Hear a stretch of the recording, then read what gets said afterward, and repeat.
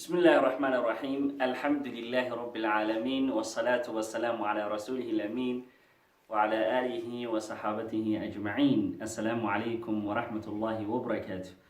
walaalyaal meela joogtaan baa kusoo dhawaada barnaamijkeeni taariikhda islaamka oo aan ka waramayno bilow ilaa dhammaad insha allahu tabaaraka wa tacaala xalqadii u dambeysay waxaan kasoo waramaynay abuuridda samooyinka iyo dhulka su-aasha aan isweydiinaynaana waxa weeye 7 dhul ayaa jira 7 samana way jiraan labadaba quraanka lagu tilmaamay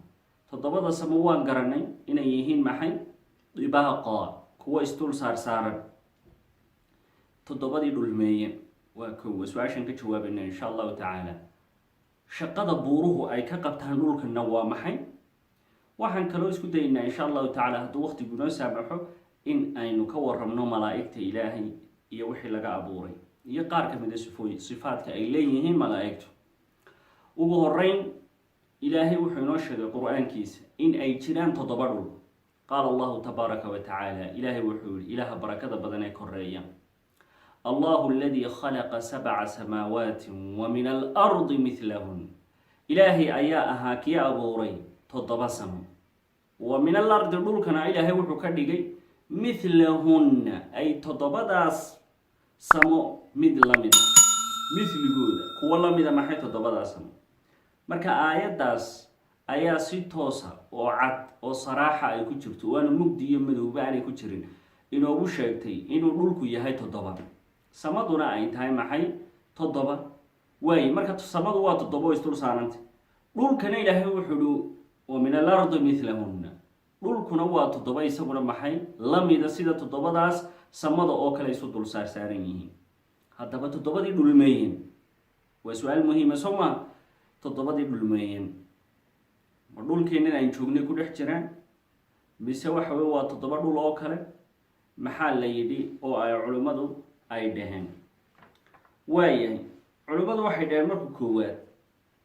qaar ka mid ah culimada waxay dhaheen dhul kasta wuxuu ku yaalaa samadeeda oo dhulkeenan aynu imika joogno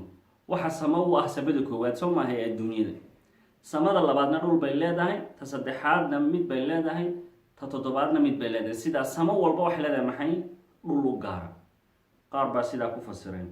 kuwa kale waxay dhaheen may 7dan dhul waxay ku hoos jiraan dhulkeenan aynu joogno dhulkan aynu ku noolnahay ayay ku hoos jiraan oo waxa weeye lakabyada dhulku uu leeyahay ayay ku fasireen oo 7 noqonaysa in 7 dhul markaas lakabkii kastaba ay dhulka soo qaadeen way kuwa kale waxay dhaheen may 7da dhul waa qaaradaha adduunka waa 7da qaaradood ee adduunka kuwa kale waxay dhaheen dhulalka lagu sheegay waa kawaakibta iyo meerayaasha sida maaragtay Mars iyo Jupiter iyo Pluto kuwaas weeyaan marka beriga xilliga hore 7 ay ahaayeen haddana markii dambe 2 la helay haddana iminka 2 kala la helay 11 iyo waliba dheeraad maalin walba waxa la helaa meera cusub ayaa la helaa marka intaasba wax xadiis oo saxiix ah haba yaraatay ku soo arooray midna ma jiro waa un fikirun inuu yiri weeyaan mar haddii nabiga ka sugnay sallallahu alayhi wasallam waa fikirun inuu yiri fikirka uu ninku uu yirina ama qof uu maaragtay aragtidiis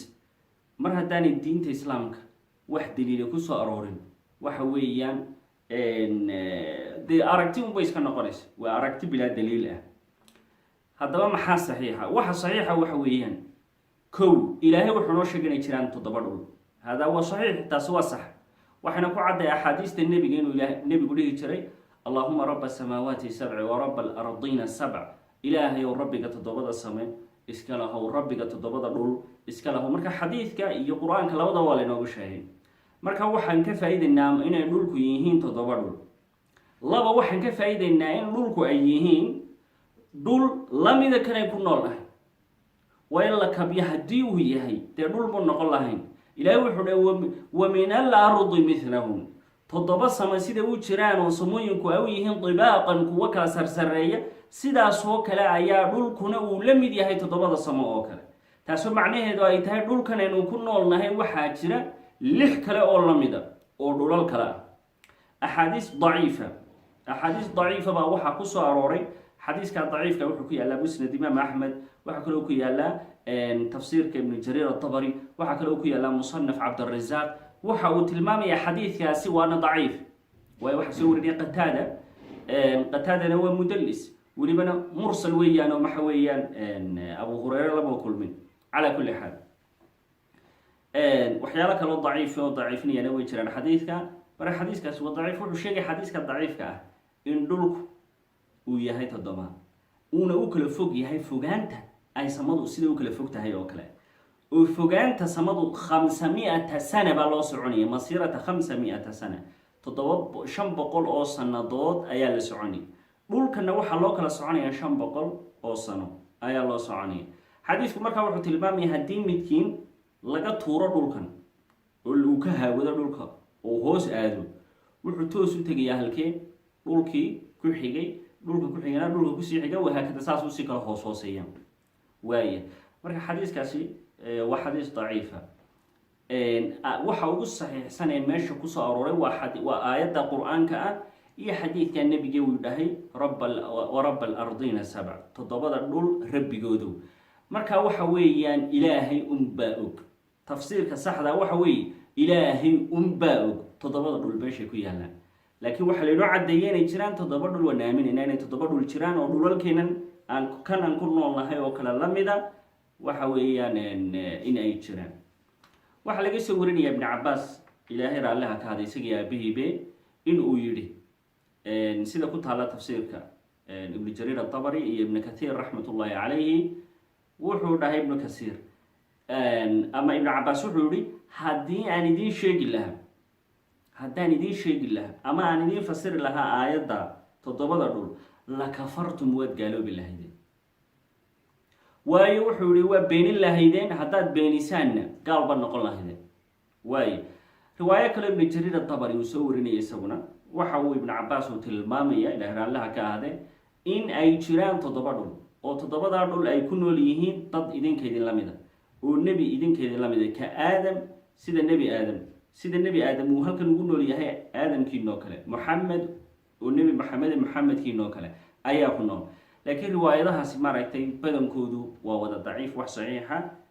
markaa waxa weeye kama sugna ibnu cabaas radia allahu canhuma, ilaahay raallaha ka ahaadeen.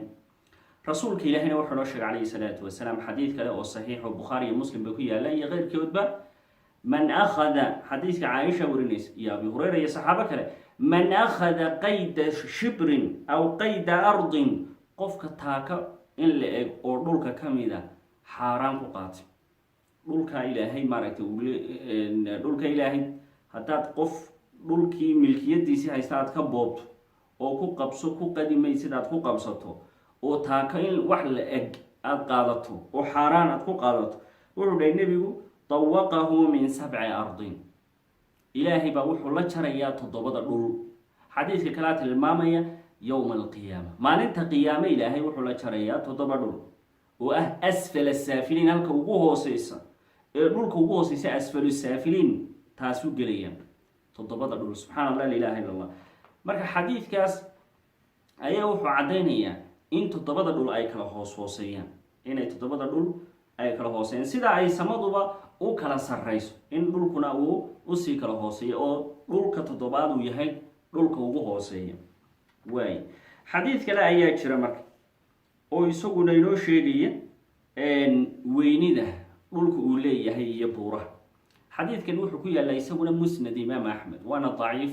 hadda ka horna markay barnaamijka bilaabana waxaan idhi wararka aan sheegi doono 3 mid bay noqonayaan. mid saxiixa oo aan sheegi doono inuu saxiix yahay sida aayad qur-aana ama xadiis saxiixa oo bukhaari iyo muslim iyo keyrkood ku yaalla, iyo mid daciifa oo war daciif oo xadiis daciifa, iyo mid aan saxiix iyo daciif midnaba aan ahayn oo ah war taariikheed oo aan weli la xaqiijinin. warka aan la xaqiijinina waa war taariikheed unbuu noqonaya. waaye marka xadiidkan aan idinka idiin akrin doono waa xadiis ku yaalla musnad imaam axmed, waana daciif. xadiisku wuxuu tilmaamayaa, anas baa ka warinaya nabiga calayhi salaatu wasalaam, in ilaahay markii uu abuuray dhulka, in dhulkii uu markaa waxa weeyaan uu simbirraxday ama uu maaragtay gariir uu bilaabay. deetana ilaahay wuxuu abuuray buuraha, ayuu ilaahay ka taagay buurtii dabadeedna dhulkii wuu istaagay macnaa wuu xasilay dhaqaaqii faraha badnaa ee ku jiray darteed markii buurihii lagu cusleeyey ayuu istaagay deetana buurihii waxaa ka cajabay malaa'igtiiba la cajabtay culayska buuraha markaase waxay dhaheen rabbigood bay weydiiyeen miyay jirtaa buurahan khalqi la mid ah siduu u adag yahay oo kaga rabbiyo qaala rabbi wuxuu dhahay markaa nacam ha waxaa jira maxay buuraha khalqi ka weyn oo ka adag oo muxuu yahay khalqigaas wuxuu yidhi xadiidku siduu tilmaamayo waxa ka adag buurta macdanta loo yaqaano xadiidda macdanta loo yaqaano xadiidda oo birta ah deetana waxay dhahen yaa rabbi ma jirtaa khalqigaaga wax ka mid a oo ka adag birta xadiid qaala wuxuu dhahay nacam ha waxaana kasii adag isaga maxay annaar dabka waa la gubaa dee birtii way gubanaysa dabkaa markaa kasii adag waxay dhaheen ma jiraa khalqigaaga wax naarta iyo dabka ka adag wuxuu dhahay ha waxa kasii adag almaa-u biyaha oo way daminaysa waaye ma jiraa biyaha wax ka adag rasuulu qaala nacam ha waa maxay waxa ka adag arriix waa dabaysha oo dabayli markay timaado biyihii meesha yaallaba way qaadi kartaa meel kale ku tuuri karta taasna waaye oo dabaysha kasii adag buuri waaye waxay dhaheen oo dabaysha ma jiraa wax ka adag iyadana qaala wuxuu dhahay nacam ha waayo waa bani aadamka waa ilmo aadam oo sadaqaysanaya gacantiisa midig ku sadaqaysanaya qarinayana ka qarinaya gacantiisa bidixda ka qarinaya way xadiidkaas musnad ibn axmed buu ku yaallaa waana xadiis daciifa saan idiin sheegay laakiin waxaan ka faa'iideynaa qaybo ka mid a xadiidka waxa weeye waa sax yacni matnigiisa markaan eegin markuu yihi buurta ayaa lagu culaysiiyey dhulka waa sax waayo qur-aankaa sheegay in dhulka lagu culaysiiyey oo dhaqdhaqaaqii farabadnaa looga si maaragtay loo joojiyo oo ugu xasilo dhulku in buurta lagu cusleeyey taasi waa saxiix oo waxa weeyaan qur-aanka ilaahay ku sheegay subxaanahu wa tacaala qaala allahu tacala ilahay wuxu uhi waljibaala awtaada buuraha wuxuu ka yeelay ilaahay awtaad awtaadku waa sida musbaarka oo kale waana mucjisooyinka qur-aanka ka mid tahayo awtaadda markaa waxa la samayn jiray marka taandha la samaynayo biro yaryar baa xadhkaha maaragtay laga taagaa waa waxa loo yaqaana witdi ama awtaad waa birtaa dhulka hoostiisa gelaysa in ka midana waa maxay madaxana way la soo baxaysa qayb kalena maaragtay way aasanta saasoo kale weeye buuruhuyo intan aan aragno in ka badan ayaa maaragtay dhulka hoostiisa ku aasan haddaba waa maxay xikmadda loo abuuray buurta ilaahay baa xikmaddan inoo sheegay oo ilaahay wuxuu ihi subxaana wa tacaala wa alqaa fi lardi rawaasiya an tamiida bikum wa anhaaran wa subulan lacallakum tahtaduun ilaahay wuxuu buurahan dhulka uga taagay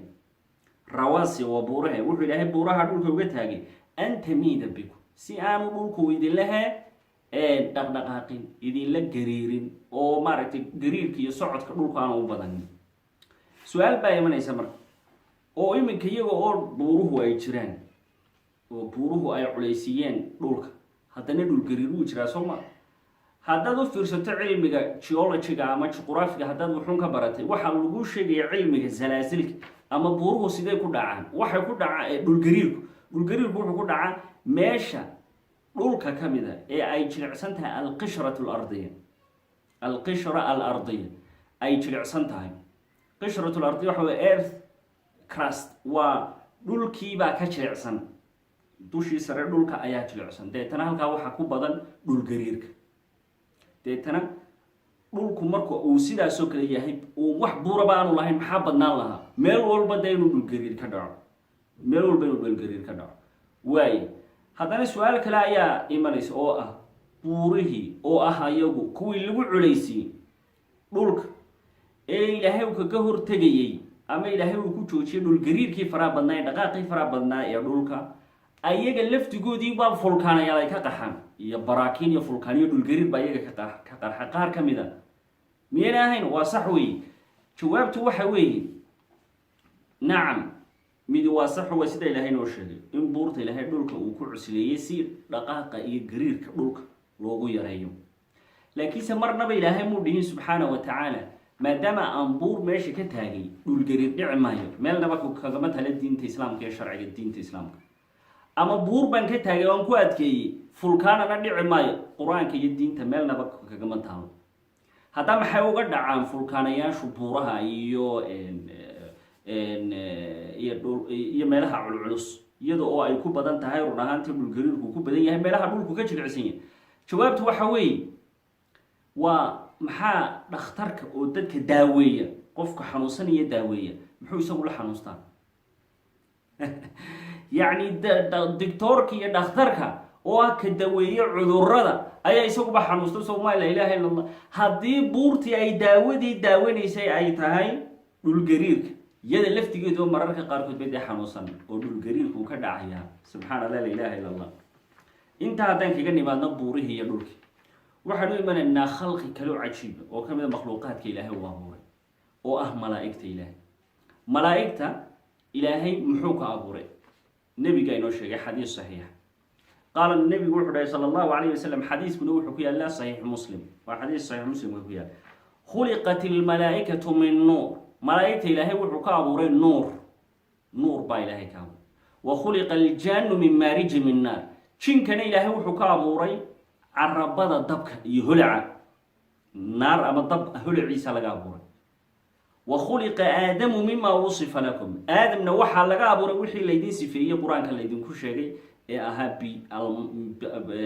ciidii turaab iyo tiin oo dhooba ah iyo biyo iyo salsaalin kalfakhaar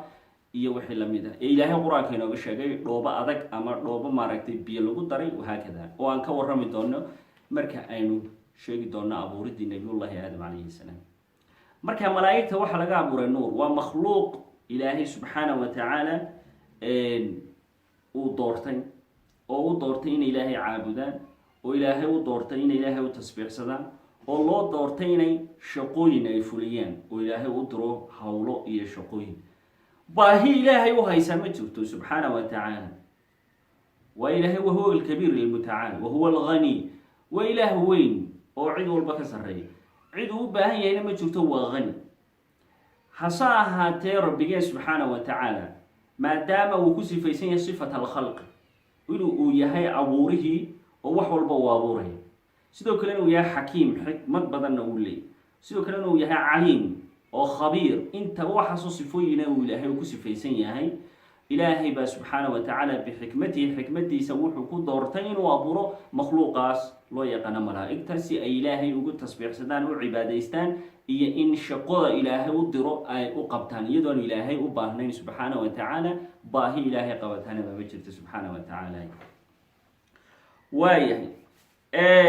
malaa'igta haddaba iyo samada iyo dhulka keeba la hor abuuray? culummada qaar ka midaba ahlulcilmi waxay leeyihiin malaa'igta ayaa ka horreysay dhulka iyo samadaba.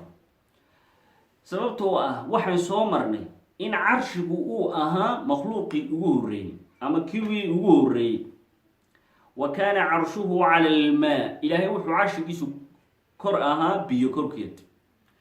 dabadeedna carshigii ilaahay waxa xambaaray oo malaa'ig baa xambaartay, marka malaa'ig ba ilaahay abuuray. malaa'igtaasaa markaa waxay dhahen rabbiyo sideeban carshigaaga u xambaari karno. deetana wuxuu rabbi yidhi, sida ay sheegayaan imaamu dahabi raxmatullaahi caleyhi uu kitaabkiisa ku sheegayo, waxa ay dhaheen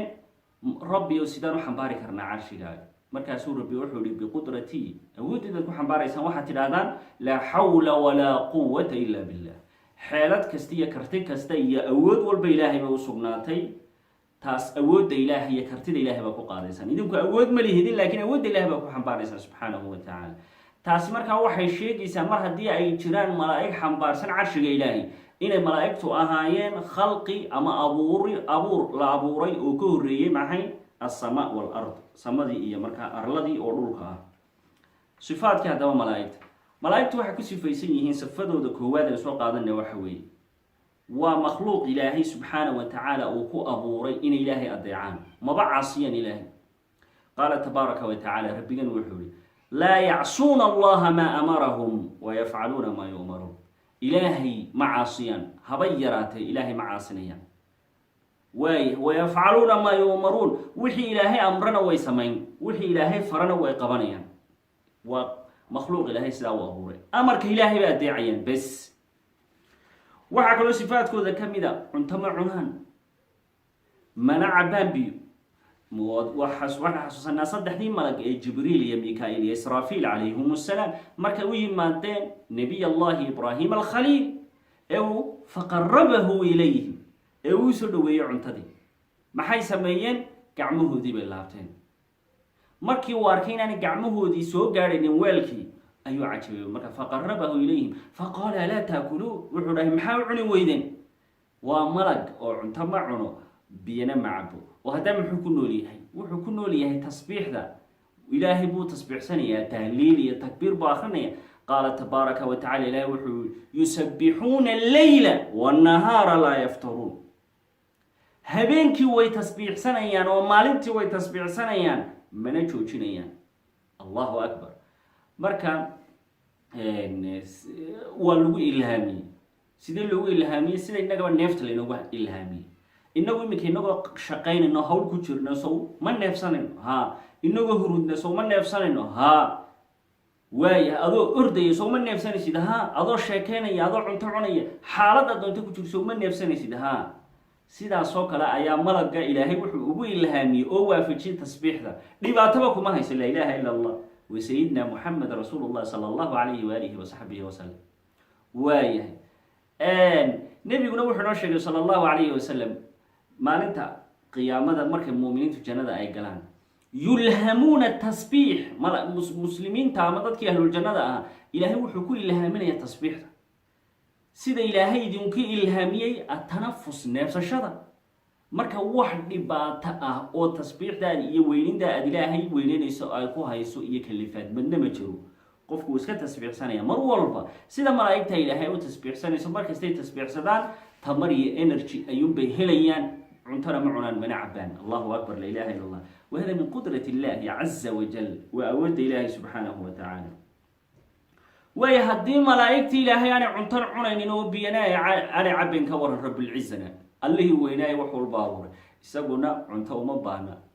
وهو يطعم ولا يطعم سيد إلهي ويري يسقى إلهي تذكر عنتا سيئة مخلوقات يسقى قوضية ولا يطعم يسقى لما قوضية